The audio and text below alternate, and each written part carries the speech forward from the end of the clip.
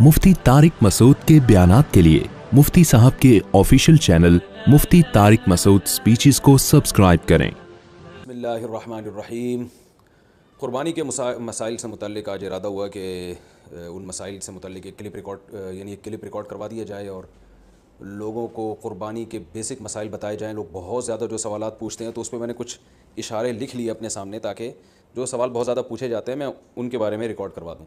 तो मैं इंशाल्लाह ये जो क़ुरबानी है इसके बिल्कुल शुरू से लेकर आखिर तक तरतीब से कोशिश करता हूँ कि मसाइल बयान करूँ, और जो मसाइल बहुत ज़्यादा पूछे जाते हैं अल्लाह ताला से दुआ है कि वो सारे आ जाएँ।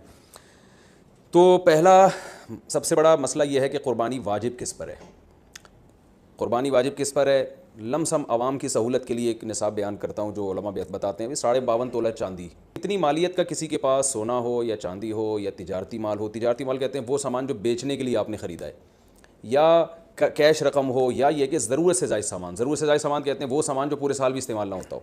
तो ऐसी कोई चीज़ अगर आपके पास इतनी मालियत की पड़ी हुई है, या एक नहीं 2-4 चीज़ें मिलकर इतनी मालियत को पहुँच जाती हैं, यानी ख़ुलासा ये निकला कि आपके जो इस्तेमाल में आने वाली चीज़ों के अलावा आपके पास इतनी मालियत की माल मौजूद है, और ज़रूरी ख़र्चे उसमें से निकाल दें, कर्ज़े निकाल दें, वो सब निकाल के भी इतने पैसे आपके पास बचते हैं 50, 55, 60 हज़ार तक, तो फिर आप पर क़ुरबानी वाजिब है। ये बहुत मुख्तसर बता रहा हूँ, क्योंकि अगर मैं इसकी निसाब की डिटेल में गया तो पूरा क्लिप इसी में निकल जाएगा। तो लमसम एक बता रहा हूँ आपको कि इतना अमाउंट किसी के पास हो तो उस पर क़ुरबानी वाजिब है। फिर भी समझ में ना आए तो इस बारे में मेरे दूसरे क्लिप यूट्यूब पे आपको मिल जाएंगे, या दूसरे उलमा से आप तफसील पूछ लें, वो इंशाल्लाह आपको डिटेल बता देंगे। क्योंकि निसाब में अगर मैं ज़्यादा डिटेल में गया तो बहुत ही लंबी बात हो जाएगी फिर तो उस पर क़ुरबानी वाजिब है। बड़ा मसला यहाँ पर एक ये उठाया जाता है कि क्या घर का सरबरा अगर क़ुरबानी कर ले तो सबकी तरफ से काफ़ी हो जाएगी, या जो भी साहिब निसाब है जिसमें भी इस्तिताअत है उस पर अलग से क़ुरबानी वाजिब है। इसमें फ़ुक़हा का इख्तलाफ है। बाज़ उलमा की राय ये है कि एक आदमी अगर घर की तरफ से क़ुरबानी कर ले तो सब सारे अहल खाना की तरफ से काफ़ी हो जाती है, और उसके बारे में बाज़ ताबीईन से आसार मनक़ूल हैं, मुसन्नफ़ इब्न अबी शैबा की रिवायात हैं। लेकिन हमारी राय ये है, और बर्र सग़ीर के उलमा की राय ये है, और इमाम अबू हनीफ़ा रहमहुल्लाह ताला की भी राय यही है कि हर शख्स पर अलग से क़ुरबानी वाजिब है अगर वो साहिब निसाब है। और उसकी दो दलीलें बहुत मजबूत हैं। सबसे मजबूत दलील रसूलुल्लाह सल्लल्लाहु अलैहि वसल्लम की हदीस है, मन वजद सिअतन लिअन युज़हिय फलम युज़हि फला यक़रबन्न मुसल्लाना। आप सल्लल्लाहु अलैहि वसल्लम ने फरमाया, जिसके पास क़ुरबानी की ताकत थी और उसने क़ुरबानी नहीं की तो वो हमारी ईदगाह के करीब भी ना भटके। तो इससे पता चलता है कि जिसके पास भी इस ताकत है, तो इसमें यह नहीं है कि घर का सरबरा सबकी तरफ से करेगा। तो ये जो है ऐसा नहीं है, बल्कि साफ़ अल्फाज हैं हदीस के कि जिसके पास भी इस्तिताअत है तो वो उस पर क़ुरबानी उसको करनी पड़ेगी।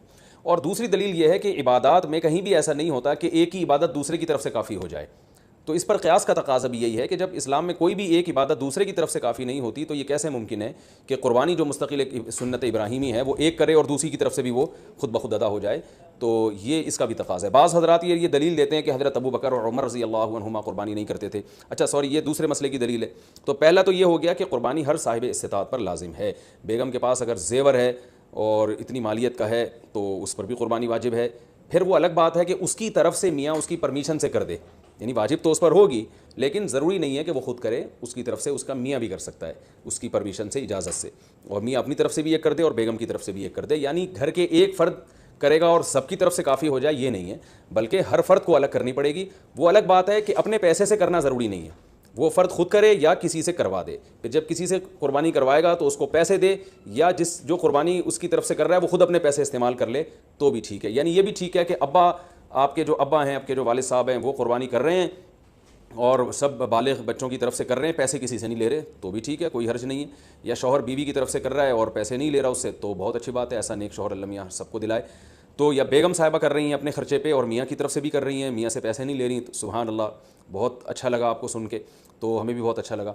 तो यानी पैसों का हर एक का डालना ज़रूरी नहीं। अच्छा, ये भी एक मसला होता है कि बड़ा भाई कर रहा है सबकी तरफ से और सबसे आधे आधे पैसे ले रहा है क़ुरबानी के, वो या थोड़े थोड़े पैसे ले रहा है, बाकी पैसे अपनी जेब से डाल रहा है, तो भी ठीक है। यानी जिसकी तरफ से क़ुरबानी हो रही है उसके लिए खुद से पैसे यानी खर्च करना ज़रूरी नहीं है। उसकी तरफ से अगर कोई और खर्च कर देता है तो भी ठीक है, चाहे पूरे पैसे खर्च करे या आधे पैसे खर्च करे। कर्ज़ा लेके भी क़ुरबानी की जा सकती है। आपके पास अगर पैसे नहीं है तो आप कर्ज़ा लेके कर सकते हैं, अगर आपको यकीन है कि मैं ये कर्ज़ा बाद में लौटा सकता हूँ। अलबत्ता कर्ज़ा खा के क़ुरबानी ठीक नहीं है कि आपने किसी का कर्ज़ा देना है, वो मांग रहा है, दरवाजे पे खड़ा हुआ है, वो दे नहीं रहा है और आप उसके पैसों से बकरे काट रहे हैं, आप, ये ठीक नहीं है। ये आखिरत के लिए भी नुकसानदेह है और वो बकरे के लिए तो नुकसानदेह बहरहाल है ही है। तो एक मसला तो ये हो गया। दूसरा मसला ये है कि क़ुरबानी क्या वाजिब है या सुन्नत है।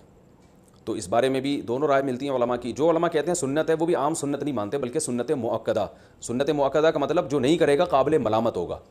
اور امام ابو حنیفہ رحمہ اللہ تعالیٰ کی رائے کے مطابق یہ واجب ہے, اور اس کی دلیل وہی ہے کہ پہلی بات تو یہ کہ عبادت ہے, اور عبادت میں احتیاط کے پہلو کو ترجیح دی جاتی ہے, کیونکہ احتیاط اسی میں ہے کہ اس کو اگر واجب قرار نہیں دیتے تو بہت سے لوگ قربانی کا فریضہ چھوڑ سکتے ہیں, اور اس بات کا خطرہ موجود ہے کہ قیامت میں ان کو گناہ نہ ملے. تو اس لیے احتیاط کے پہلو کو ترجیح جائے گی. اور مضبوط دلیل امام حنیفہ کی قرآن نبی صلی اللہ علیہ وسلم کی وہی حدیث ہے, من وجد سعۃ لأن یضحی فلم یضحی فلا یقربن مصلانا.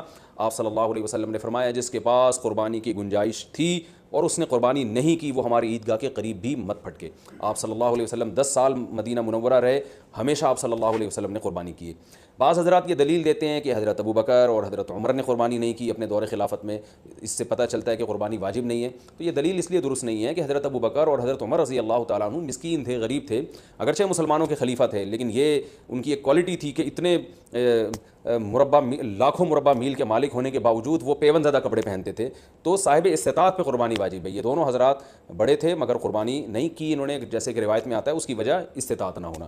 تو استطاعت اگر نہیں ہے تو پھر قربانی لازم نہیں ہے, بلکہ اگر آپ قرضہ لے کے قربانی کرو گے اور خطرہ ہے کہ میں قرضہ ادا نہیں کر سکتا تو پھر تو جائز ہی نہیں ہے آپ کے لیے, کیونکہ دوسروں کا حق دبا کے آپ کے لیے عبادت کو کی وجہ آوری یہ ٹھیک نہیں ہے. اس کی فضیلت کیا ہے قربانی کی؟ رسول اللہ صلی اللہ علیہ وسلم نے ارشاد فرمایا بقرعید کے دنوں میں یا ایام نہر میں اللہ کو جانور کا خون بہانے سے زیادہ کوئی عمل محبوب نہیں ہے, اور ہر بال کے بدلے میں اللہ نیکی عطا فرماتے ہیں. یہ قربانی کی بہت بڑی فضیلت ہے, اور اس کی فضیلت آپ علماء سے بیانات میں سنتے ہیں. میں بھی چونکہ بہت مختصر جلدی بات کر رہا ہوں تاکہ میں پورے موضوع کو جلدی سے سمیٹ لوں. اب مسئلہ یہ آئے گا کہ جی قربانی ایک بڑا اہم مسئلہ آج کل یہ چل رہا ہے. نبی صلی اللہ علیہ وسلم نے فرمایا کہ عید کی نماز کے بعد جس نے قربانی کی تو قربانی ہوگی, نماز سے پہلے کر لی تو آپ نے اس قربانی کو قبول نہیں کیا. تو اس سے صاف پتہ چلتا ہے کہ شہر میں جہاں عید کی نماز ہوتی ہے وہاں عید کی نماز سے پہلے قربانی نہیں ہوتی. اب چونکہ بہت ساری عید کی نمازیں ہو رہی ہیں تو علماء کہتے ہیں کہ جس شہر میں آپ رہتے ہیں پورے شہر میں کہیں بھی عید کی نماز ہو جائے گی تو آپ کے لیے قربانی کرنا جائز ہوگا. بہتر تو یہی ہے کہ آپ خود جب تک عید کی نماز نہ پڑھیں قربانی نہ کریں. لیکن اگر کسی نے قربانی کر لی خود نماز پڑھنے سے پہلے تو اگر پورے شہر میں کہیں عید کی نماز ہو چکی تھی تو آپ کی قربانی ہو گئی, عید کی نماز نہیں ہوئی تھی آپ کی قربانی وہ کالعدم ہے. آج کل لاک ڈاؤن کی وجہ سے کرونا کی وجہ سے یہ بھی مسئلہ کھڑا ہوا ہے, بہت سے ملکوں میں عید کی نماز پہ پابندی ہے. یو اے ای سے فون آتا ہے بھائی یہاں دبئی میں تو عید کی نماز ہی نہیں ہو رہی, تو وہاں کیا کیا جائے گا؟ تو وہاں پر یہ کیا جائے گا کہ بہتر یہ ہے, افضل یہ ہے کہ زوال کے بعد آپ قربانی کریں. اگر پورے شہر میں عید کی نماز ہو ہی نہیں رہی ہے تو پھر زوال کا وقت یعنی ظہر کا وقت جب داخل ہو جاتا ہے تو پھر آپ جانور قربان کریں, اس سے پہلے قربانی نہ کریں. لیکن اگر اس سے پہلے کسی نے قربانی کر لی تو فقہا کی ایک رائے یہ بھی موجود ہے, انشاءاللہ وہ قربانی بھی ادا ہو جائے گی. یعنی صبح صادق کے بعد بھی اگر کسی نے قربانی کر لی تو قربانی ہو جائے گی. لیکن بہتر یہ احتیاط اسی میں ہے کہ ایسے جگہوں پہ جہاں عید کی نماز نہیں ہو رہی ہے, بعض کنٹریز ایسے ہیں جہاں عید کی نماز نہیں ہوتی, تو وہاں پر پھر آپ زوال کے بعد جانور کو قربان کریں آپ. یہ مسئلہ ہو گیا. اچھا, اب جانور خریدتے ہوئے کیا چیزیں آپ نے دیکھنی ہے. سب سے پہلی بات 4 جانوروں کی قربانی جائز ہے. اونٹ, اور یہ گائے بھینس بھی گائے کے حکم میں ہی ہے, اور بکرا اور دمبا. ہرن کی قربانی یا نیل گائے کی قربانی یا اور دوسرے جو جنگلی جانور ہیں ان کی قربانی جائز نہیں ہے.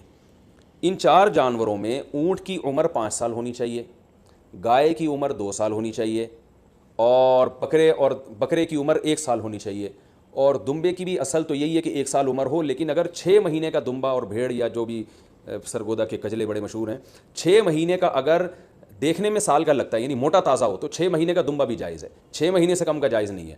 اور 6 مہینے کا دمبا اگر دیکھنے میں 6 مہینے کا نہیں لگ رہا, 1 سال کا نہیں لگ رہا, بچہ ہی لگ رہا ہے, چھوٹا لگ رہا ہے, کمزور ہے, پھر اس کی بھی جائز نہیں ہے. تو دمبا اگر 6 مہینے کا موٹا تازہ ہے تو اس کی قربانی جائز ہے. اور باقی بکرا 1 سال کا ہونا ضروری, اور گائے 2 سال کی, اور اونٹ 5 سال کا. اچھا, اس میں یہ بات ضروری ہے کہ یہاں سال سے مراد اسلامی سال ہے. مثال کے طور پر آپ بکرا لینے کے لیے گئے مارکیٹ میں, ہاں بھائی کتنی عمر ہے, اس نے کہا کہ جی اتنی عمر ہے, تو آپ اس سے سیدھا سیدھا یہ پوچھیں کہ بھائی پچھلے سال بقرعید سے پہلے یہ پیدا ہو چکا تھا کہ نہیں ہوا تھا. اگر پچھلے سال بقرعید سے پہلے پیدا ہو چکا تھا تو اس سال بقرعید میں اس کی قربانی جائز ہے. بلکہ پچھلے سال اگر بقرعید والے دن پیدا ہوا تھا تو اس سال بقرعید والے دن جب وہ ٹائم گزرے گا تو اس ٹائم میں بھی اس کی قربانی جائز ہو جائے گی, کیونکہ پورا سال اسلامی سال گزر چکا ہے. دانتوں کا اعتبار نہیں ہے, یاد رکھیں. لوگ دانت کو زیادہ فوکس کر رہے تھے, 2 دانت ہے کہ 4 دانت ہے کہ کھیرا ہے, تو دانت کا اعتبار نہیں ہے. اصل حکم ہے جانور کی عمر کا, کہ گائے 2 سال ہو اور 2 سال میں یاد رکھیں دانت پورے، جو ماہرین ہیں نا جو بچھڑے پالتے ہیں وہ کہتے ہیں 2 سال میں دانت نکلتے نہیں ہیں، 2 سال پورے ہونے کے بعد نکلنا شروع ہوتے ہیں. تو اگر آپ کو کسی جانور کے بارے میں یقین ہے کہ اس کی عمر 2 سال ہو چکی ہے تو آپ اس کی قربانی کر سکتے ہیں بچھڑے کی، چاہے وہ کھیرا ہی کیوں نہ ہو. البتہ مارکیٹ میں لوگوں کو پتہ نہیں چلتا، جھوٹ بہت چلتا ہے، تو اس لیے لوگ دانت دیکھتے ہیں، کیونکہ دانت اگر نکلے ہوئے ہیں 2 دانت ہیں تو اس کا یقین ہوتا ہے کہ 2 سال سے اوپر کا ہی ہے، تو اس لیے لوگ دانتوں کو فوکس کر رہے ہوتے ہیں کہ سامنے والے کا پتہ نہیں ہوتا کہ سچ کہہ رہا ہے کہ جھوٹ کہہ رہا ہے. لیکن اگر آپ کو سامنے والے کی بات پر اعتماد آ جائے اور وہ یقین دلا دے آپ کو کہ بھئی یہ 2 سال کا بچھڑا ہے، تو پھر بے شک کھیرا بھی ہو تو آپ اس کی قربانی کر سکتے ہیں. اور بکرا اگر 1 سال کا ہو چکا ہے، یقین ہو گیا آپ کو، کسی بھی طرح سے یقین ہو گیا، تو پھر بے شک کھیرا بھی ہو اس کی قربانی بھی آپ کر سکتے ہیں. یہ تو ہو گیا جی جانور کی عمر کے بارے میں. عیب کون سا ہو جانور میں جس کی وجہ سے قربانی نہیں ہوتی، یہ بھی بہت زیادہ سوال پوچھا جاتا ہے. دمیں اٹھا کے لوگ چیک کر رہے ہوتے ہیں اوریجنل ہے، پلاسٹک کی تو نہیں لگی ہوئی. تو اب چونکہ زیادہ تر لوگ سب سے پہلے دم ہی چیک کرتے ہیں تو ہم شروع بھی دم ہی سے کرتے ہیں. تو جانور کی جو دم ہے اگر آدھی کٹی ہوئی ہے تو اس کی قربانی جائز نہیں ہے، آدھی سے کم کٹی ہوئی ہے تو قربانی جائز ہے. تو اس سے پتہ چلتا ہے کہ پوری دم ہی اگر چپکائی ہوئی ہے یا سی ہوئی ہے تو بھی قربانی جائز نہیں ہے. تو کم سے کم آدھی دم، آدھی سے زیادہ دم اس کی سلامت ہونی چاہیے. اس سے تھوڑی بہت کٹی ہوئی ہے تو اس سے کوئی فرق نہیں پڑتا. کان کا بھی یہی حکم ہے، کان اگر آدھا کٹا ہوا ہے تو قربانی جائز نہیں ہے، آدھے سے کم کٹا ہوا ہے تو قربانی جائز ہے. بعض دفعہ ایسے کان نہ چرے ہوئے ہوتے ہیں تو اس سے کوئی فرق نہیں پڑتا، قربانی اس کی بھی جائز ہے. آنکھ کا حکم یہ ہے کہ ایک آنکھ کی اگر بینائی نہیں ہے تو قربانی جائز ہے. بینائی ہے لیکن کم نظر آتا ہے اور جانور دیکھ لیتا ہے گھاس ماس کو تو بھی ٹھیک ہے، یعنی پوری نظر کا 6/6 ہونا ضروری نہیں ہے. البتہ بالکل ہی ایک آنکھ کی بینائی غائب ہو تو پھر اس کی قربانی درست نہیں ہے. لنگڑا پن اتنا ہو اگر جانور میں کہ وہ بیچارہ لنگڑے پن کی وجہ سے آپ اس کو ذبح کرنے جہاں لے جانا چاہتے ہیں نا وہاں تک بھی نہیں جا سکتا، پہیے لگا کے دھکا دینا پڑ رہا ہے آپ کو اس کو، تو پھر تو قربانی جائز نہیں ہے. تھوڑا بہت لنگڑاتا ہو لیکن چل لیتا ہو تو قربانی ایسے جانور کی جائز ہے. یہ ہو گیا جانور کے عیب کے بارے میں. خارشی جانور ہو، خارش زدہ جانور، تو اگر خارش اتنی ہے کہ اسکن سے اس کے گوشت کے اندر تک وہ اثرات پہنچے ہوئے ہیں اور اس کی وجہ سے بہت زیادہ لاغر ہو کے ہڈیوں کا ڈھانچہ بن گیا ہے تو ایسی قربانی، ایسے جانور کی قربانی جائز نہیں ہے. لیکن اگر ایسی ہی خارش ہے اس جانور کو تو اس سے کوئی فرق نہیں پڑتا. آج کل انسانوں کو آپ کو پتہ اتنی خارش ہے تو جانوروں میں ہو گئی تو کیا مسئلہ ہو گیا اس سے. سینگ کے بارے میں بھی لوگ بہت سوال پوچھتے ہیں کہ جانور کا سینگ کٹا ہوا ٹوٹا ہوا تو قربانی جائز ہے یا نہیں. بالکل جائز ہے. آج کل تو جانور کے پیدائشی سینگ ہی گھس دیے جاتے ہیں تو وہ جائز ہے. البتہ جانور کا سینگ اگر ٹوٹ گیا چوٹ لگنے سے اور ایسا ٹوٹا کہ جڑ سے اکھڑ کے نا اس کے دماغ ہل جاتا ہے پھر تو ایسے جانور کی قربانی پھر جائز نہیں ہے. لیکن اس طرح ہوتا نہیں ہے، کوئی حادثہ ہو جائے تو پھر تو ہوتا ہے جانور کے ساتھ، نارملی ایسا ہوتا نہیں ہے. تو اس لیے منڈی سے جب آپ جانور خریدا کریں تو سینگوں پہ زیادہ غور نہ کیا کریں، تمیز سے جانور لے لیا کریں آپ، ٹھیک ہے. اس میں زیادہ وہمی بننے کی ضرورت نہیں ہے. خصی جانور کی قربانی بھی جائز ہے اور بعض لوگ اس کو صحیح نہیں سمجھتے، لیکن صحیح حدیث سے ثابت ہے آپ صلی اللہ علیہ وسلم نے خصی جانور کی قربانی بھی کی ہے. اچھا، دودھ والے جانور کی قربانی بھی جائز ہے لیکن اس کا دودھ پینا جائز نہیں ہے. ہاں جب جانور ذبح ہو گیا تو پھر جانور کے ہر آپ جو ہے گوشت سے بھی فائدہ اٹھا سکتے ہیں، دودھ سے بھی فائدہ اٹھا سکتے ہیں. تو اگر آپ نے جانور قربانی والے جانور جو ابھی ذبح نہیں ہوا اس کا دودھ آپ نے پیا تو دودھ نکالا تو صدقہ کرنا پڑے گا اس کو. اچھا، دوسری بات حاملہ جانور کی قربانی، یعنی وہ گائے جس کے پیٹ میں بچہ ہو. یہ سوال بہت زیادہ پوچھا جاتا ہے. تو دیکھیں اگر وہ گائے جس کے بالکل بچہ ہونے والا ہے، یعنی پورا بچہ بن چکا ہے، بچے کی ولادت کا وقت قریب ہے، تو بہتر یہ ہے کہ ایسے جانور کی قربانی نہ کی جائے، ناپسندیدہ ہے. لیکن جائز ہے، قربانی ادا ہو جائے گی، بہتر یہ ہے کہ نہ کی جائے. اور اگر گائے گابھن ہے اور وہ ابتدائی مرحلے میں وہ حمل ہے اس کے، تو پھر اس میں کوئی یعنی پھر بہتر بھی یہی، پھر اس میں کوئی حرج نہیں ہے، اس کی قربانی آپ کر سکتے ہیں. تو اگر آپ جانور لے کر آ گئے، بعد میں پتہ چلا کہ اس گائے کے پیٹ میں تو بچہ ہے، تو اب چونکہ لا چکے ہیں واپس تو کرنا آپ کے لیے بہت مشکل ہے. منڈی میں کون لے کے جائے گا اس کو؟ کراچی کی منڈی کو دیکھ کے ہم تو مسائل بتاتے ہیں بھائی یہاں تو کیچڑ بارش میں ماشاءاللہ اتنا ہو گیا ہے کہ لوگ کیچڑ میں تیرتے ہوئے جا رہے ہیں منڈی میں. تو اب وہ اس گابن گائے کو آپ لے کے کیسے جائیں گے؟ تو پھر کوئی حرج نہیں ہے، آپ اس گابن گائے کو بھی ذبح کر سکتے ہیں، کوئی حرج نہیں ہے اس میں. ہاں اس میں سے بچہ جب نکلے تو وہ بچہ اگر زندہ ہو تو فوراً اس کو بھی ذبح کر دیں آپ، تو اس کا گوشت بھی حلال ہو جائے گا. اچھا، لوگ یہاں ایک سوال پوچھتے ہیں اس معصوم بچے کا کیا قصور ہے؟ تو میں ان کو جواب دیتا ہوں کہ اس کی ماں کا بیچاری نے کون سے کبیرہ گناہ کیے ہیں جن کو آپ کاٹ رہے ہیں. تو جیسے بچہ معصوم ہے تو اس کی اماں بھی تو بیچاری معصوم ہے. تو اللہ نے ہمارے لیے ان جانوروں کو حلال کیا، ہم ان کا گوشت کھا سکتے ہیں، تو اس لیے ہم ذبح کر سکتے ہیں. وہ بچہ اس کے پیٹ میں ہو تو بھی کر سکتے ہیں. میں نے بتایا کہ بہتر نہیں ہے لیکن بہرحال قربانی ادا ہو جائے گی اور گوشت بھی اس کا بالکل حلال ہوگا، اس میں ٹینشن لینے کی ضرورت نہیں ہے. تو یہ تو ہو گیا جی حاملہ جانور کے بارے میں. اچھا، جانور آپ منڈی سے لے کے آپ نے خریدا، بالکل سب سیٹ ماشاءاللہ فٹ فاٹ جانور تھا، آپ نے اس کو گاڑی میں چڑھایا، چڑھانے کے دوران اس کی ٹانگ وانگ ٹوٹ گئی اور وہ بیچارہ لنگڑا لولا ہو گیا، تو اس کو ذبح کر کے کھا لیں، وہ قربانی کے لائق اب نہیں رہا ہے، اس کی قربانی جائز نہیں ہوگی۔ یا اسی طرح گاڑی سے اتارتے ہوئے یا گھر میں جو ہے نا کھمبے سے باندھا آپ نے اور جانور نے کوئی شرارت کی یا کچھ مسئلہ ہو گیا جس کی وجہ سے آنکھ چلی گئی اس کی، یا کوئی ایسا عیب پیدا ہو گیا جس کی وجہ سے قربانی جائز نہیں ہوتی، تو اب اس کی قربانی ہو نہیں سکتی، وہ آپ پھر قصائی کو بھی بیچ سکتے ہیں اور خود بھی گوشت کھا سکتے ہیں۔ البتہ جانور کو جب ذبح کرنے کے لیے گرایا جاتا ہے، اس دوران اگر جانور کے کوئی ہاتھ پاؤں ٹوٹ گئے یا کوئی اندھا ہو گیا بیچارہ یا کچھ مسئلہ ہو گیا تو وہ بے فکر رہیں، پھر کوئی حرج نہیں ہے، کیونکہ گراتے یہ تو اللہ کا حکم ہے جانور کو گرا کے ذبح کرو، تو گرانے میں بعض دفعہ ایسا مسئلہ ہو جاتا ہے جس کی وجہ سے جانور میں کوئی عیب پیدا ہو جاتا ہے، تو ذبح کے دوران اگر کوئی عیب پیدا ہو گیا ہے تو بے فکر رہیں، اس سے کوئی فرق نہیں پڑتا، قربانی اس جانور کی حلال ہوگی۔ یہ تھا جانور کو گاڑی میں چڑھانا اور اتارنے سے متعلق۔ اچھا، ایک اہم مسئلہ یہ ہے، اب ہم آتے ہیں، میرا خیال ہے عیب والے مسائل تو کافی حد تک حل ہو چکے ہیں، اب ہم آتے ہیں جانور کو لٹانے، بلکہ اس سے پہلے کہ آپ جب جانور لے کر آئے تو بہت سے لوگوں کی نیت بدل جاتی ہے۔ آپ جانور لے کر آئے، بچڑا، جب محلے والوں نے آ کے دیکھا تو کسی نے کوئی تعریف کرتا ہے، کوئی کہتا ہے یار یہ کیا اٹھا کے لے آئے آپ، ٹھیک ہے نا، تو اب آپ کا دل بدل گیا کہ یار پڑوسیوں کے یہاں تو بچڑا ہے وہ تو بڑا ٹائٹ ہے، اب آپ کا دل چاہ رہا ہے کہ میں اس جانور کو چینج کروں۔ تو دیکھیں، اگر آپ نے جانور خریدتے ہوئے قربانی کی نیت سے نہیں خریدا، ویسے ہی خریدا تھا، بعد میں سوچا تھا کہ میں دیکھوں گا قربانی کرنی ہے کہ نہیں کرنی، تو آپ اس کو بیچ دیں، کچھ بھی کریں، کوئی حرج نہیں ہے۔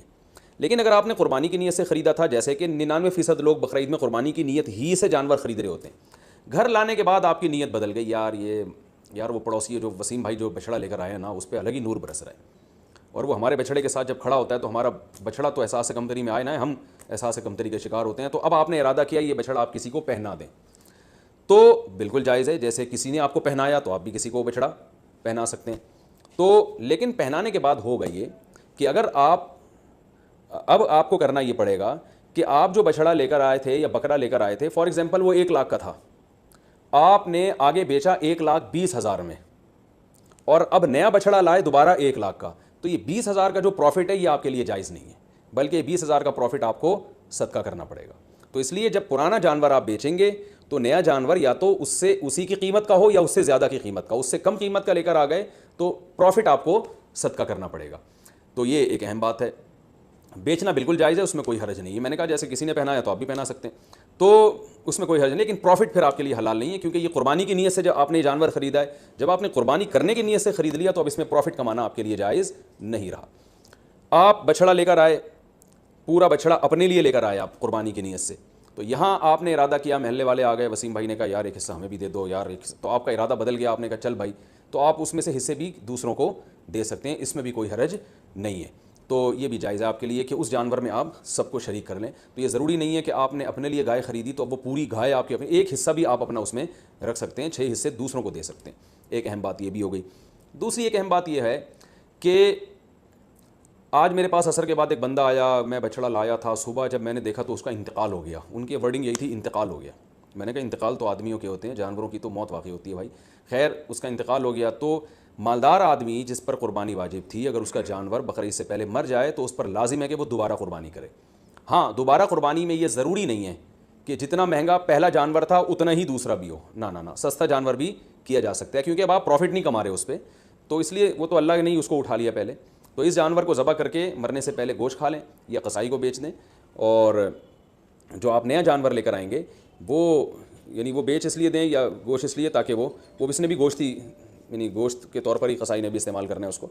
تو جانور اگر مر گیا، آپ نیا جانور اگر لے کر آئے ہیں تو نئے جانور میں یہ ضروری نہیں ہے کہ پہلے والے جانور سے وہ مہنگا ہو، وہ سستا بھی لا سکتے ہیں۔ آپ پوری بچڑا لے کر آئے تھے تو اب کوئی بات نہیں، ایک دمبا کر لیں چھوٹا موٹا آپ، تو یہ ضروری نہیں ہے کہ اتنا ہی مہنگا ہو وہ، اگر جانور مر جائے تو بس آپ نے ایک واجب اپنے ذمے سے پورا کرنا ہے، تو وہ سستا جانور بھی کر سکتے ہیں۔ اور اگر غریب آدمی جانور خرید کے لایا تھا قربانی کی نیت سے، وہ جانور مر گیا تو بس غریب کو ثواب مل گیا، دوبارہ اس پر قربانی واجب پہلے بھی نہیں تھی، اب بھی واجب نہیں ہے۔ تو یہ ہو گیا جی۔ اچھا، اب ہم چلتے ہیں قربانی کے مسائل میں ذبح کی طرف۔ جانور ذبح کرنے میں ایک بڑی کوتاہی یہ ہوتی ہے کہ قصائیوں کے حوالے چھری کر دی جاتی ہے، بعض دفعہ پتہ نہیں ہوتا کہ یہ مسلمان ہیں بھی یا نہیں ہیں، کیونکہ ان دنوں میں ہندو بھی بہت سے قصائی بنے ہوئے ہوتے ہیں، تو یاد رکھیے گائے کی گردن پہ یا جانور کی گردن پہ جو چھری چلانے والا ہے، پکڑنے والا کوئی بھی ہو، رسی باندھنے والا کوئی بھی ہو، چھری چلانے والے کا توحید پرست ہونا ضروری ہے یا اہل کتاب ہونا ضروری ہے۔ تو اس لیے یہ دیکھ لیں کہ یہ مسلم بھی ہے یا نہیں ہے۔ اور تو بلا وجہ خام خواہ میں کوئی کہہ رہا ہوں میں مسلمان ہوں تو اب یہ نہیں کہ لیبارٹری چیک کے لیے بھیج دیا آپ نے اس کو کہ ہے بھی کہ نہیں ہے، اتنی تحقیق کی ضرورت نہیں ہے. تو بس یہ پہلے تحقیق کر لیا کریں بھائی مسلمان ہو، توحید پرست ہو، ایک اللہ کو مانتے ہو، نبی صلی اللہ علیہ وسلم کی ختم نبوت کے قائل ہو، اور نبی صلی اللہ علیہ وسلم کو مختار کل، مشکل کشا، حاجت روا تو نہیں سمجھتے. تو جو توحید کا عقیدہ ہے نا وہ بہرحال پہلے ضروری ہے. جو بیسک اسلام کے عقائد ہیں وہ اس کو پتہ ہونے چاہیے. تو اس کے بغیر جانور کا ذبیحہ جو ہے اگر آپ کو پتہ چل گیا کہ یہ مشرک ہے تو پھر اس کا ذبیحہ حلال نہیں ہے. ایک بات. دوسری بات، قصائیوں میں یہ کوتاہی ہوتی ہے کہ قصائی جو ہے وہ منہ میں گٹکے ہوتے ہیں، پان ہوتے ہیں. میں نے خود دیکھا ہے کہ وہ تکبیر نہیں پڑھ رہے ہوتے ذبح کرتے ہوئے. سب نہیں کرتے، یعنی بعض لوگ ایسا کرتے ہیں. تو اگر جان بوجھ کر کسی نے تکبیر چھوڑ دی ہے تو بھی جانور مردار ہو جائے گا. تو اس لیے قرآن مجید میں صاف اللہ کا حکم ہے وَلَا تَأْكُلُوا مِمَّا لَمْ يُذْكَرِ اسْمُ اللَّهِ عَلَيْهِ. وہ جانور جس پر اللہ کا نام نہ لیا جائے اس کو مت کھاؤ. تو اس لیے اس بات کا اہتمام کرنا چاہیے. جو لوگ جانور کے قریب کھڑے ہوئے ہیں ان کو سب کو چاہیے زور سے تکبیر پڑھنا شروع کر دیں تاکہ چھری پھیرنے والے کو یاد آ جائے اور وہ غفلت نہ کرے اس بارے میں. ہاں اگر بھولے سے رہ گیا، اس بیچارے کو یاد ہی نہیں رہا تو وہ جانور حلال ہے، اس میں کوئی حرج نہیں ہے. جان کر تکبیرات چھوڑ دینا یہ بالکل اس سے جانور مردار ہو جاتا ہے. بعض اب ایسے ہوتا ہے کہ ایک آدمی سے چھری چل نہیں رہی ہوتی تو دوسرا بھی ہاتھ لگا دیتا ہے، یار ہم دونوں مل کے چھری چلا دیتے ہیں. تو دو آدمیوں نے اگر چھری چلائی ہے تو پھر دونوں پر تکبیر پڑھنا واجب ہے. دونوں میں سے ایک بھی اگر تکبیر چھوڑ دے گا تو جانور حلال نہیں ہوگا. اس کا خیال کیا کریں. اور ویسے بھی جانور کو خود ذبح کیا کریں. علماء کہتے ہیں کہ جانور ذبح کرنے والا جو جس کی قربانی ہے نا وہ خود ذبح کرے گا تو اس میں زیادہ ثواب ہے. ایک کوتاہی جو بہت عرصے سے میں بتاتا چلا آ رہا ہوں، قصائی جانور ذبح کرنے کے بعد 4 رگیں کٹنے کے بعد حرام مغز میں چاقو مارتے ہیں. یہ بالکل غلط ہے. صرف 4 رگیں کاٹ کے جانور کو چھوڑ دینا ہے تاکہ بلیڈنگ زیادہ ہو، اس کا خون نکل جائے باڈی سے. قصائیوں کے پاس ٹائم کم ہوتا ہے، وہ جلد بازی میں ہوتے ہیں، لہذا وہ کہتے ہیں کون اتنی دیر جانور کے ٹھنڈا ہونے کا انتظار کرے. بالکل ایسے ہی جیسے خواتین کو جب ڈیلیوری ہوتی ہے نا، بچہ پیدا ہوتا ہے تو بعض گائنی کی ڈاکٹر کہتی ہیں کون اتنی دیر انتظار کرے گا، لاؤ چاپڑ، چاقو، کینچی لاؤ، پیٹ چاک کرو اور آپریشن کر کے بچہ باہر نکالو، ہم نے دوسرا کیس بھی نمٹانا ہے. تو ہر آدمی جلدی میں گھوڑے پہ بیٹھا ہوا ہے. تو قصائی تو آپ کو پتہ ہے اس وقت جیٹ طیاروں پہ بیٹھے ہوئے ہوتے ہیں بقرعید والے دن. تو ان کے پاس اتنا ٹائم نہیں ہوتا جانور کی 4 رگیں کاٹیں پھر چھوڑ دیں، بلیڈنگ ہوگی، خون نکلے گا. وہ کہتے ہیں یار بس جلدی سے نا اس کے حرام مغز میں چاقو مارتے ہیں گردن میں، اور جانور کو تکلیف بھی ہوتی ہے اس سے اور جلدی مردار ہو جاتا ہے. اس کا نقصان یہ ہوتا ہے کہ جتنی بلیڈنگ ہونی چاہیے، خون نکلنا چاہیے، نکلتا نہیں ہے. تو اس سے 3 نقصان. پہلا نقصان مکروہ عمل ہے، یہ شریعت میں یہ طریقہ ہمیں ذبح کرنے کا نہیں بتایا. دوسرا نقصان جو گوشت میں خون باقی رہ جاتا ہے، جو ذبح کرنے کا مقصد ہے وہ پورا حاصل نہیں ہوتا. تیسرا نقصان گوشت کی لذت بھی کم ہو جاتی ہے. اور چوتھا ایک اور نقصان، گوشت میں جو بیماریاں ہیں آپ کو پتہ ہے بلڈ کی وجہ سے ہوتی ہیں، کہ بلڈ اگر گوشت میں رہ جائے تو اس میں بیماریاں بھی رہ جاتی ہیں. اگر خون اچھی طرح نکل جائے تو گوشت بیماریوں سے بھی صاف ہو جاتا ہے. تو یہ 4 فائدے ہیں جن کی وجہ سے آپ قصائی کو مجبور کیا کریں کہ بھائی ذرا تھوڑی دیر جو ہے نا صبر کرو. اور اگر پھر بھی صبر نہیں کرتا تو جس کھونٹے سے آپ نے گائے کو باندھا تھا، جیسے ہی جانور ذبح ہو فوراً جو جتنے آدمی جانور پہ تھے وہ سارے جانور کو چھوڑ کے قصائی پہ آ جائیں اور اس کھونٹے سے اس کو باندھ دیں تاکہ جانور آرام سے خود سے ٹھنڈا ہو جائے. یہ بھی کرتے ہیں کہ جانور ٹھنڈا ہوا نہیں ہوتا کھال اتارنا شروع کر دیتے ہیں اس کی، تو یہ بھی غلط ہے. لیکن اگر ایسے جو وہ قصائی جو پکڑائی میں نہیں آ رہا، اگر آپ نے اس کو کھونٹے سے باندھ دیا تو انشاءاللہ یہ تمام ٹینشنیں آپ کی حل ہو جائیں گی. قصائی حضرات ناراض ہوتے ہیں میری ان باتوں سے. بھائی میں آپ کے بارے میں بات ہی نہیں کر رہا، میں ان قصائیوں کے بارے میں بات کر رہا ہوں جو شرافت سے کنٹرول میں آ نہیں رہے. تو آپ تو ماشاءاللہ اچھے لوگ ہیں جو میرا بیان سن رہے ہیں. آپ تو جانور کی 4 رگیں کاٹیں گے، اس کے بعد آپ آرام سے بیٹھ جائیں گے یا دوسرے جانور کو گرانے کی فکر میں لگ جائیں گے، اور یہ جب اس کی بلیڈنگ ہو جائے گی اچھی طرح سے تو ٹھنڈا ہو جائے گا تو پھر آپ اس کا گوشت کاٹیں گے اور کھال اتاریں گے آپ اس کی. تو آپ کے بارے میں بات کر نہیں رہا، میں ان قصائیوں کے بارے میں بات کر رہا ہوں جو جلد باز ہیں. اچھا بھائی، اب مسئلہ یہ ہے کہ گوشت کی تقسیم میں تول کے گوشت تقسیم کرنا ضروری ہے. خوب اچھی طرح سمجھ لیں، گوشت سودی اموال میں سے ہے، لہذا گوشت کے جب 7 حصے ہوں گے تو تول کے ہوں گے. یہ خوب سمجھ لیں. لوگ کہتے ہیں ہم راضی ہیں، تو راضی ہونے کا مسئلہ نہیں ہے، یہ سودی اموال میں سے ہے. اب میں اس کی ڈیٹیل میں جاؤں گا تو یہ کلپ بہت زیادہ لمبا ہو جائے گا، تو اس لیے بس علماء کی بات پر اعتماد کر لیں. اس کو تول کے تقسیم کرنا واجب ہے. اگر تول کے تقسیم سے بچنا چاہیں تو 60 ڈھیریاں بنا کر 7 میں کلیجی ملا دیں، تو پھر تول کے تقسیم کرنا واجب نہیں رہے گا. اس کے دلائل کیا ہیں یہ کسی اور وقت انشاءاللہ بیان کروں گا. تو اور پھر بھی احتیاط اسی میں ہے کہ تولیں بھی اور کلیجی بھی ملا دیں 7 ڈھیریوں میں، تاکہ اگر تول میں گڑبڑ ہو گئی ہو تو کلیجی اس کے جو ادھر اگر تھوڑا سا گوشت زیادہ چلا گیا تو اس کے مقابلے میں ادھر کلیجی آ جائے تو سود سے بچت ہو جائے گی. وہ لوگ کہتے ہیں پتہ نہیں کس قسم کی باتیں کر رہے ہیں، وہ انشاءاللہ بعد میں ڈیٹیل میں اس مسئلے کو سمجھا دوں گا، بلکہ پہلے سمجھا بھی چکا ہوں کئی دفعہ کہ سودی اموال میں عقل نہیں چلتی ہے. جب شریعت نے برابری کا حکم دیا تو بس برابری ہے. تو گوشت بھی سودی اموال میں سے ایک مال ہے. جیسے 10 روپے دے کے کوئی 11 روپے نہیں لے سکتا نا، تو اسی طرح گوشت میں بھی ایسا ہی ہے. تو یہ اس کا خیال کرنا چاہیے. اچھا، قربانی کے حصے داروں میں اگر کوئی شخص حرام آمدن والا شریک ہو گیا تو سب کی قربانی برباد ہو جائے گی. اس لیے اس کا بھی اہتمام کرنا چاہیے. اجتماعی قربانی میں اعلان لکھ کے لگانا چاہیے کہ بھائی حرام آمدن والے شرکت نہ کریں, یا پہلے سے سیٹ اپ بنانا چاہیے کہ ایک الگ سے ایسی گائے ہو جو صرف حرام آمدن والوں کا اس میں حصہ ہو, تاکہ اس میں قربانی ہو ہی نہیں, وہ گوشت ذبح کر کے ویسے ہی غریبوں میں بانٹ دیا جائے. بعض مدارس میں اس کا اہتمام کیا جاتا ہے کہ وہ پہلے سے جو ہے نا کچھ حصے ایسے انہوں نے رکھے ہوئے ہوتے ہیں. تو لیکن اگر آپ گھر کی گائے لائے ہیں یا ویسے کسی گائے میں حصہ لے رہے ہیں اور اس میں کوئی حرام آمدن والا آ گیا, لیکن اگر آپ کو پہلے سے پتہ نہیں ہے تو پھر شریعت نے ہمیں بلا وجہ کے تجسس کا حکم نہیں دیا. یہ ایک آدمی زبان سے کہہ رہا ہے میں حلال کماتا ہوں, بس اس کی زبان پر اعتماد کرنا ہمارے لیے کافی ہے. اب آپ نے کہیں اجتماعی قربانی میں حصہ لیا, اب یہ نہیں کہ آپ اپنی گائے کے بارے میں تحقیقات کرتے پھرنے اس میں حرام تو ہے کہ نہیں ہے. وہ گناہ پھر انہی لوگوں پر ہوگا جنہوں نے اجتماعی قربانی کا انتظام کیا ہے. اگر انہوں نے خود سے جان کر کسی حرام والے کو شامل کر دیا تو وہ گناہ گار ہوں گے. تو آپ کو اگر جب تک پتہ نہیں ہے تو شریعت میں یہی حکم ہے, اب ہمو ما ابہم اللہ, جس چیز کو اللہ نے واضح نہیں کیا ہے تو ہم اچھا گمان ہی رکھیں گے اس میں. اچھا, یہ قربانی کا گوشت غیر مسلموں کو دینا بالکل جائز ہے, اس میں کوئی حرج نہیں ہے, غیر مسلم کو بھی دے سکتے ہیں. گوشت جب آپ کے ہاں آئے تو آپ بہتر یہ ہے کہ اس کے 3 حصے کر دیں, ایک غریبوں کے لیے, ایک رشتہ داروں کے لیے اور ایک اپنے لیے. رشتہ داروں کا مطلب یہ ہوتا ہے کہ جو دعوتیں آپ کرتے ہیں وہ بھی رشتہ داروں ہی میں آتی ہے, تو اس لیے آج کل یہ بھی ٹھیک ہے کہ 1/3 صدقہ کر دیں, 2/3 گھر میں رکھ لیں جس میں آپ دعوتیں بھی ہو رہی ہیں, اس میں خود بھی کھا رہے ہیں. اور علماء نے بیان کیا بھائی جس کی اولاد زیادہ ہے, اہل و عیال زیادہ ہیں, اور تو وہ اگر پورا گوشت بھی گھر میں رکھ لے تو بھی ٹھیک ہے, اس لیے کہ اپنے اولاد کا, اپنے بچوں کا حق پہلے ہے. کیونکہ وہ اگر دمبا بیچارے نے ذبح کیا اور وہ 1/3 صدقہ کر دے گا تو 8-10 بچے, تو پھر وہ میرا خیال ہے وہ غریب آدمی کے بچے, تو پھر تو پورے سال بیچاروں کو گوشت نہیں ملتا. تو ایسے غریب آدمی کے لیے حکم یہ ہے کہ وہ پھر پورا گوشت بھی رکھ لے, یہ زیادہ بہتر ہے اس کے لیے. اور 1/3 گوشت صدقہ کرنا یہ بھی مستحب عمل ہے, کوئی فرض واجب نہیں ہے, لیکن بہرحال اس پہ عمل کرنا چاہیے. کیونکہ قرآن مجید میں اللہ تعالیٰ کا ارشاد ہے کہ اطعم القانع والمعتر, کہ خود بھی کھاؤ اور کلو منہا, خود بھی اس میں سے کھاؤ اور محتاجوں کو بھی اس میں سے کھلاؤ. خود بھی کھانا چاہیے, محتاجوں کو بھی کھلانا چاہیے. ایصال ثواب کے لیے قربانی, ابا اماں کی طرف سے قربانی, جو مرحوم ہے, دادا نانی کی طرف سے قربانی, یہ بالکل جائز ہے, اس میں کوئی حرج نہیں ہے. بعض صحابہ سے بھی ثابت ہے اور رسول اللہ صلی اللہ علیہ وسلم سے بھی ثابت ہے کہ آپ نے 2 مینڈے ذبح کی, ایک اپنے لیے اور ایک اپنی امت کے لیے. تو پتہ چلا کہ یہ قربانی اپنے لیے بھی ہو سکتی ہے اور اپنے علاوہ کسی اور کے لیے بھی ہو سکتی ہے. وہ کسی اور کوئی بھی ہو سکتا ہے, نبی صلی اللہ علیہ وسلم بھی ہو سکتے ہیں, آپ کے والدین بھی ہو سکتے ہیں, تو کوئی بھی ہو سکتا ہے. لیکن جب آپ کسی اور کے لیے قربانی کر رہے ہیں تو یا تو وہ دنیا سے جا چکا ہوگا یا وہ زندہ ہوگا. اگر دنیا سے جا چکا ہے تو وہ قربانی کا گوشت آپ خود بھی کھا سکتے ہیں, لیکن اگر وہ زندہ ہے تو اس کی پرمیشن کے بغیر اس کے لیے قربانی نہیں ہو سکتی, کیونکہ وہ ایک عبادت ہے, اور جو زندہ آدمی ہے وہ عبادت کا اہل ہے. جب تک اس کی وہ نیت نہیں کرے گا خود تو اس کی قربانی نہیں ہوگی. تو وہ اس کی نیت کے لیے ضروری ہے کہ اس کو کم از کم اطلاع ضرور دی جائے اور وہ اس پہ راضی ہو, چاہے وہ زبان سے اجازت دے دے یا دل سے ویسے ہی راضی ہو, یعنی آپ کو پتہ چل جائے کہ یہ راضی ہے اس پر, تو بھی ٹھیک ہے. اگر کسی نے وصیت کی تھی کہ میرے مرنے کے بعد میرے لیے قربانی کرنا اور مال چھوڑ کر گیا ہے وہ قربانی کا, تو پھر اس کی قربانی میں سے بھی گوشت کھانا جائز نہیں ہے. وہ قربانی بھی آپ کو وہ سارا گوشت صدقہ کرنا پڑے گا. اچھا بھائی, ایک مسئلہ یہ بھی ہے کہ قربانی کسی نے نہیں کی اور بعد میں خیال آیا کاش میں قربانی کر لیتا, تو یاد رکھیں بقرعید کے 3 دن جب گزر جائیں گے تو اس کے بعد قربانی اب جائز, یعنی اب قربانی جائز نہیں ہوگی, کیونکہ وہ 3 دن گزر گئے, قربانی کا ٹائم ختم ہو گیا. اب آپ نے اگر جانور ذبح کیا تو اس کا سارا گوشت آپ صدقہ کر دیں, اور بہتر یہی ہے کہ جانور کی قیمت صدقہ کریں آپ, کیونکہ اب قربانی کا ٹائم چلا گیا. تو اس لیے بقرعید کے 3 دنوں, پھر وہ اگلے سال بقرعید میں بھی نہیں ہو سکتی قضا اس کی, تو بس بقرعید کے 3 دن کے اندر اندر تو جانور ذبح کرنا ہے. اگر آپ نے ذبح نہیں کیا اور آپ پر قربانی واجب تھی, آپ سے غلطی ہوئی ہے, تو اب 3 دنوں کے بعد آپ نے کیا کرنا ہے, اس جانور کا یعنی اس جانور کی قیمت آپ صدقہ کر دیں. اب جو ہے وہ قربانی کا ٹائم چلا گیا.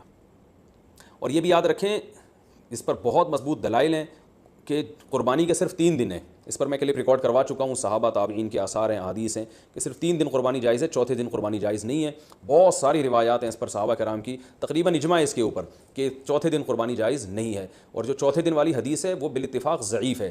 تو اس لیے اپنے اہم ترین عبادت کو آپ ضائع نہ کریں, جو اللہ نے ہمیں 3 دن بتائے ہیں اسی میں قربانی کریں, اور وہ اتنے دن ہیں کہ ہمیں چوتھے دن کی طرف جانے کی ضرورت بھی نہیں ہے. لیکن اگر کوئی کر رہا ہے تو بحث مباحثہ نہ کریں, لڑائی جھگڑا یہ بھی اچھی چیز نہیں ہے. آپ خود احتیاط کریں, صرف 3 دن, اور جتنے لیٹ کریں گے قربانی کا ثواب کم ہوگا. پہلے دن سب سے زیادہ, دوسرے دن اس سے کم, تیسرے دن اس سے بھی کم. اچھا بھائی, اور مسئلہ کیا ہے کہ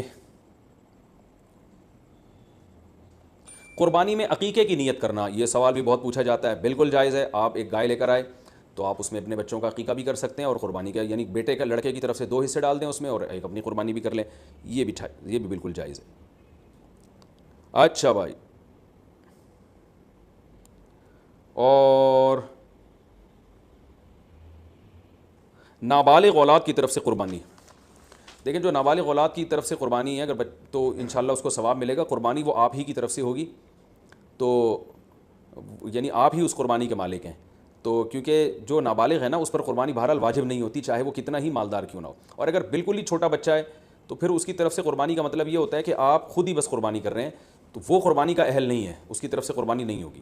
ہاں اگر وہ سمجھدار ہے, بلوغت کے قریب ہے, تو پھر اس کی طرف سے قربانی ادا ہو جائے گی, اگرچہ اس پہ واجب ہے نہیں. تو یہ کر سکتے ہیں, اس میں کوئی حرج نہیں ہے. اچھا, ایک اہم مسئلہ یہ بھی ہے کہ اونٹ کو ذبح کرنا یہ سنت نہیں ہے, اونٹ کو نہر کرنا سنت ہے. کھڑے کھڑے اس کی ٹانگ باندھ کے نا یہاں چاقو مارا جاتا ہے, اور ایکسپرٹ جو کسائی ہوتے ہیں وہ ایسے زور سے کٹ لگاتے ہیں کہ ایک دم فوارہ نکلتا ہے, اونٹ بہت جلدی ٹھنڈا ہو جاتا ہے. اور جو اناڑی ہوتے ہیں وہ بہت تکلیف دیتے ہیں جانور کو, وہ گھماتے رہتے ہیں اس میں, اور ان کو صحیح نس ملتی نہیں ہے, رگ ملتی نہیں ہے, اونٹ کا خون کم بہتا ہے, وہ بہت دیر سے اس کی جان نکلتی ہے. تو یہ بہت جو ہے وہ اچھا کام نہیں ہے جانور کو تکلیف دینا. آپ صلی اللہ علیہ وسلم نے حکم دیا ہے کہ جب تم میں سے کوئی شخص جانور کو ذبح کرنے کا ارادہ کرے تو اسے چاہیے کہ جانور کو راحت پہنچائے, اس کی راحت کا خیال رکھے, وہ اس کی کو اذیت نہ دے, تکلیف نہ دے. اور آپ نے یہ بھی فرمایا کہ اپنی چھری کو پہلے تیز کر لو تاکہ جانور کو تکلیف نہ ہو. بعض لوگ یہ کر رہے ہوتے ہیں, جانور کو لٹا کے چھری تیز کر رہے ہوتے ہیں, وہ بھائی پہلے ہی کر لیتے یہ کام, اس کو آپ نے جو لٹا کے اتنی تکلیف دی ہوئی ہے یہ ٹھیک نہیں, یہ ٹھیک عمل نہیں ہے. تو جانور کو راحت دینے کا ہمیں حکم ہے, تکلیف سے اس کو بچانا ہے ہم نے.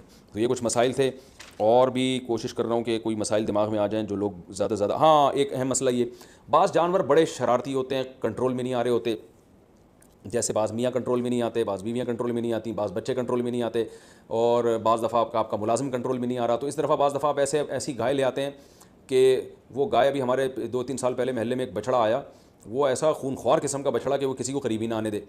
تو ایک قصائی آیا, اس نے کہا ابے دیکھو ایسی کی تیسی, میں کسی سے نہیں ڈرتا, اور بغیر کچھ کہے نا وہ بچڑے کے قریب چلا گیا. جو وہاں بچڑے کے قریب لوگ تھے نا, ان کا بیان ہے کہ وہ ایسے اچھلتا ہوا قصائی بچڑے کے پاس گیا کہ جیسے ڈرتا ہی نہیں ہے. تو کہہ رہے ہیں ہمیں چند سیکنڈ کے بعد ہمیں یہ لگا کہ صرف بچڑا ہے, قصائی ہے نہیں یہاں پہ کہیں بھی. تو ہم حیران, یہ قصائی کیا کہاں, یعنی بچڑے نے اتنی اسپیڈ کے ساتھ اس کو لات ماری ہے کہ قصائی مارکیٹ سے شارٹ. تو کہہ رہے ہیں ہم دیکھا وہ وہاں پڑا ہوا ہے. تو وہ فنٹر گیری بھی بعض لوگ کر رہے ہوتے ہیں.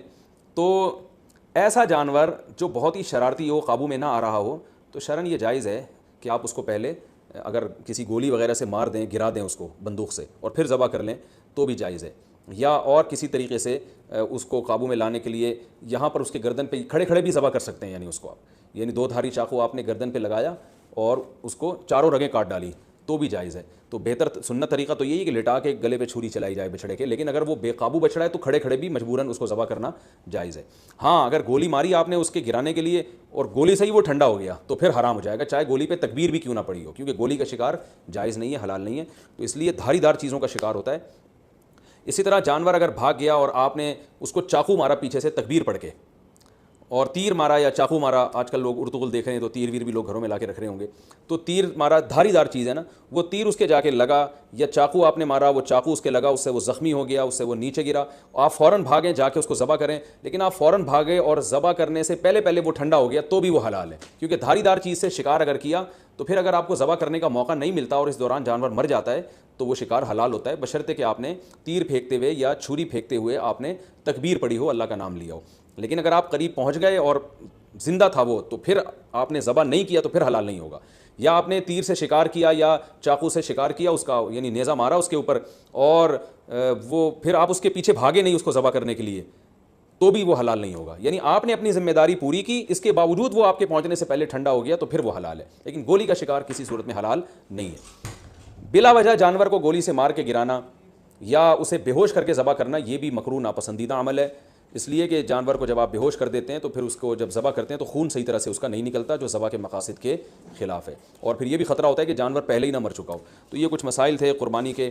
اللہ تعالیٰ ہم سب کی قربانیوں کو قبول فرمائے. اور یاد رکھیں بقرعید کے 3 دنوں میں آپ صلی اللہ علیہ وسلم نے فرمایا اللہ تعالیٰ کو جانور کا خون بہانے سے زیادہ کوئی عمل محبوب نہیں ہے, اور آپ نے فرمایا طیبوا بہا انفسکم, خوش دلی کے ساتھ قربانی کیا کرو. اور یہ بہت افسوس کی بات ہے آج ہمارے یہاں جب جانور کو ذبح کیا جا رہا ہوتا ہے لوگ شور مچا رہے ہوتے ہیں, اچھل رہے ہوتے ہیں, سیڑھیاں بجا رہے ہوتے ہیں. یہ بالکل بھی ٹھیک نہیں ہے. یہ ایک عبادت ہے. ابراہیم علیہ السلام جو اللہ کے خلیل تھے ان کی سنت ہے, تو عبادت کو عبادت والے انداز ہی میں کیا جائے گا. اس وقت ذکر کرنا چاہیے, اللہ کا نام لینا چاہیے, دل میں دعا مانگنی چاہیے کہ اللہ ہمارے اس عمل کو قبول فرما. سیٹیاں بجانا اور ہوٹنگ کرنا اور ایسے اچھلنا یہ بہت بالکل نامناسب حرکت ہے. وہ کوئی وہ انٹرٹینمنٹ کا کوئی شو نہیں ہو رہا, بلکہ ایک عبادت ہو رہی ہے اللہ کے لیے، ایک اپنے مال کو آپ، ایک نفیس مال کو اور ایک جان کو آپ قربان کر رہے ہو اللہ کی خاطر، تو عبادت ہی ہونی چاہیے. اور اس وقت دعا پڑھنی چاہیے، انی وجہت وجہی للذی فطر السماوات والارض حنیفا وما انا من المشرکین. یہ دعا کسی کو یاد نہ ہو تو ویسے ہی زبان سے کہہ دے اللہ یہ میری طرف سے، اور میں نے تیری طرف رخ کیا، اور یہ میری طرف سے صرف تیرے لیے قربانی ہے، اور تیرے خلیل ابراہیم علیہ الصلوۃ والسلام کی سنت کو میں زندہ کر رہا ہوں. یہ دل میں نیت کر لے، زبان سے اچھے الفاظ کہہ دے کہ اللہ تو میری طرف سے قبول کر لے اس کو. تو یہ الفاظ کہنے چاہیے، دعا مانگنی چاہیے کہ اللہ اس کو قبول فرما لے. تو یہ ہے قربانی کا گوشت اسٹور کتنے دن کر سکتے ہیں، جتنے دن تک چاہیں، فریج جب تک آپ کی اجازت دیتا ہے. البتہ میں ایک چٹکلا سناتا ہوں. وہ ایک آدمی نے اپنا بکرا دیکھا جنت میں ٹہلتا ہوا نظر آ رہا ہے، بکرا ذبح کیا تھا نا اس نے، لیکن اس بکرے کی ایک ٹانگ جو ہے نا وہ نہیں تھی. تو اس نے بکرے سے پوچھا بھائی تیری ایک ٹانگ کہاں ہے؟ تو اس نے کہا وہ ابھی تک تیرے فریج میں رکھی ہوئی ہے، 6 مہینے ہو گئے ہیں، ٹھیک ہے نا، وہ یہاں پہنچی نہیں ہے. تو اسٹور بھی کر سکتے ہیں، لیکن اتنا اسٹور نہ ہو کہ جو ہے وہ آپ 6 7 مہینے گوشت کی ذائقہ بھی چینج ہو جاتا ہے. کھائیں بھی کھلائیں بھی، اللہ تعالیٰ کو کھلانے والے بھی پسند ہیں. اور قربانی میں تو اللہ تعالیٰ نے ہمیں روزے کو حرام کر دیا بقرعید کے دنوں میں، اسی وجہ سے حرام کر دیا کہ ہم تاکہ قربانی کا گوشت استعمال کر سکیں. تو قربانی کا گوشت کھانا بھی سنت ہے. آپ صلی اللہ علیہ وسلم نے 60 اونٹ اپنے ہاتھ سے نہر کیے تھے، اور روایت میں ہے کہ ہر اونٹ سے کچھ نہ کچھ گوشت آپ صلی اللہ علیہ وسلم نے چکھا تھا. تو اس لیے مبارک گوشت ہے، اللہ کی طرف سے ضیافت ہے. اللہ تو بھائی دال چاول بھی کھلا رہا ہو اپنی طرف نسبت کر کے تو بھی بڑی چیز ہے وہ. اللہ ہمیں گوشت کھلا رہا ہے تو یہ وہ گوشت نہیں ہے جو پورے سال ہم کھاتے ہیں، یہ وہ گوشت ہے جو صرف 3 دن اللہ اپنی طرف سے ہمیں اپنی طرف نسبت کر کے ضیافت کرتا ہے کہ میری طرف سے یہ تمہاری ضیافت ہے. بڑی مبارک چیز ہے. اللہ تعالیٰ ہم سب کو سمجھنے کی، عمل کرنے کی توفیق عطا فرمائے. وما علینا الا البلاغ. ایک اور مسئلہ رہ گیا کہ قصائی کو گوشت کی اجرت کے طور پہ دینا جائز نہیں ہے. قصائی کو الگ سے اجرت دیں. گوشت ویسے ہی جب بیٹھا ہو تو کھانا وانا گوشت پکا کے کھلا سکتے ہیں، سب کھا رہے ہوتے ہیں تو وہ بھی کھا سکتا ہے. لیکن گوشت جو الگ سے قصائی لوگ سائڈوں پہ نکال لیتے ہیں، پٹ کا گوشت الگ کر دیا، چانپیں ادھر کر دیں، بہت ہاتھ گھوم رہے ہوتے ہیں بعض قصائیوں کے، تو ان کو منع کریں اس عمل سے. اور خاص طور پہ جو مشترک جانور ہے حصوں والا، اس میں تو یہ عمل اور بھی برا ہے. اللہ تعالیٰ عمل کی توفیق عطا فرمائے. وما علینا الا البلاغ.